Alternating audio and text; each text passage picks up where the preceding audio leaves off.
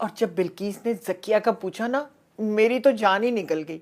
मुझे तो पता था इसे सब पता होगा। मगर उन्हें कुछ भी नहीं पता था, है ना? ये बात आप मुझे तीसरी दफा बता रही हैं। जानती हूँ, इसीलिए तो बार बार कह रही हूँ कि मुझे यकीन ही नहीं आ रहा कि हुस्ना ने इतनी बड़ी बात अपनी माँ को नहीं बताई।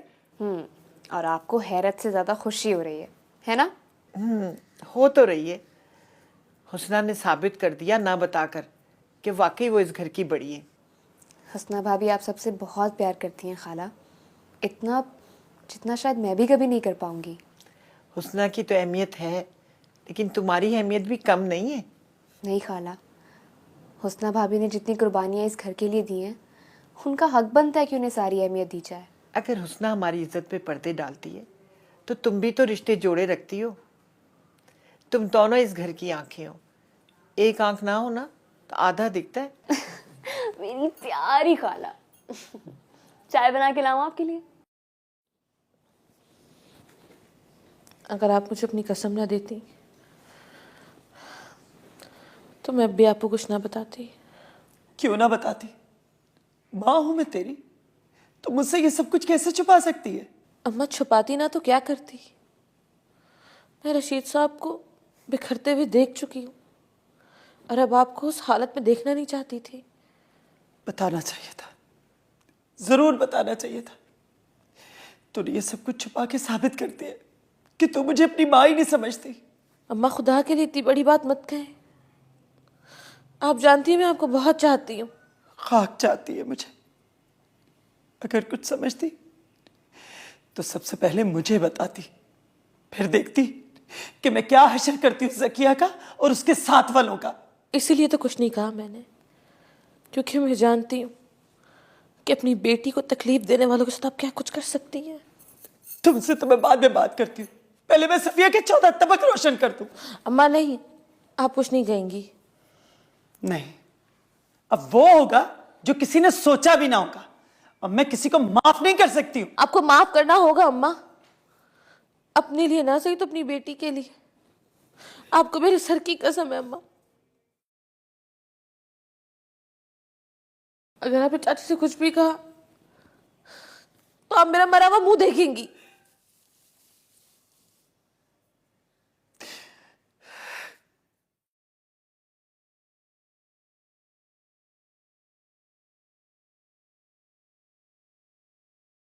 कितने फ़ोन किए हैं मैंने तुम्हें आने से पहले, तुम फ़ोन ही नहीं उठा रहा है, इसलिए मुझे खुद आना पड़ा।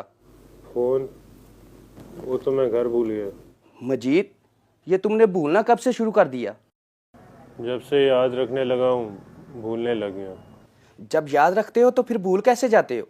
जिसे याद रखा है वो सब भुला देता। तुम्हारी बातें मेरी समझ में नहीं आ रही मजीद। समझ में आनी भी नहीं चाहिए, वरना तुम भी भूल जाओगे।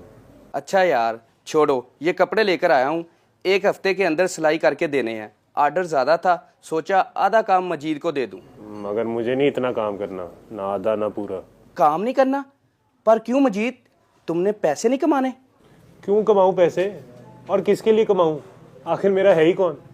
सारा दिन मेहनत करके अपना बदन तोड़ के पैसे कमाता हूँ, ना वक्त पे सोता हूँ ना वक्त पे खाता हूँ, और जैसे ही कोई खुशी मिलने लगती है कोई ना कोई हादसा हो जाता है, मजीद दर्जी फिर अकेला पड़ जाता है। मगर कमाओगे नहीं तो खाओगे कहाँ से? मुझे ना कमाना ना खाना है, मैं जिधर हूँ जैसे हूँ बस ठीक हूँ।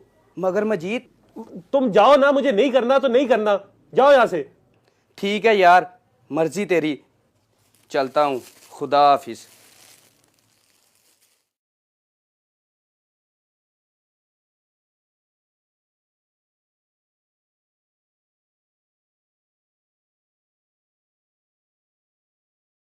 अरे किसका फोन है, क्यों नहीं उठा रहे फोन? तौबा है। अरे ये तो मजीद का फोन है, लगता है घर ही भूल गया। कौन फोन कर रहा है, सांस ही नहीं ले रहा। हेलो, कौन? I am Najma. नजमा? कौन नजमा? मैं किसी नजमा को नहीं जानती। जान पहचान होने में कौन सा वक्त लगता है। वैसे आप कौन हैं? ये तो मजीद का नंबर है ना? हाँ हाँ, मजीद का नंबर है, मैं उसकी माँ बोल रही हूँ। ओह आई सी, तो ये आप हैं। कौन आई सी? हाँ मैं हूँ। तभी मैं कहूँ, मेरे दिल की धड़कनें एकदम इतनी तेज कैसे हो गई? अब पता चला मेरी सासू माँ से बात हो रही है, इसलिए। सासू माँ? और किसकी सासू माँ? दिमाग तो ठीक है तेरा? जी सासू माँ, दिमाग तो बिल्कुल ठीक है, खराब तो कुछ और है। जो भी खराब है ना उसे ठीक करा, और आइंदा फोन मत करना इधर, समझी? सासू माँ 1 मिनट, मैं अपना इंट्रोडक्शन देती हूँ। आई एम नजमा, नजमा राजपूत। मेरा मतलब है आपकी एडवांस बहू मजीद साहब की। हाय अल्लाह, कैसे बताऊँ, मुझे शर्म आ रही है।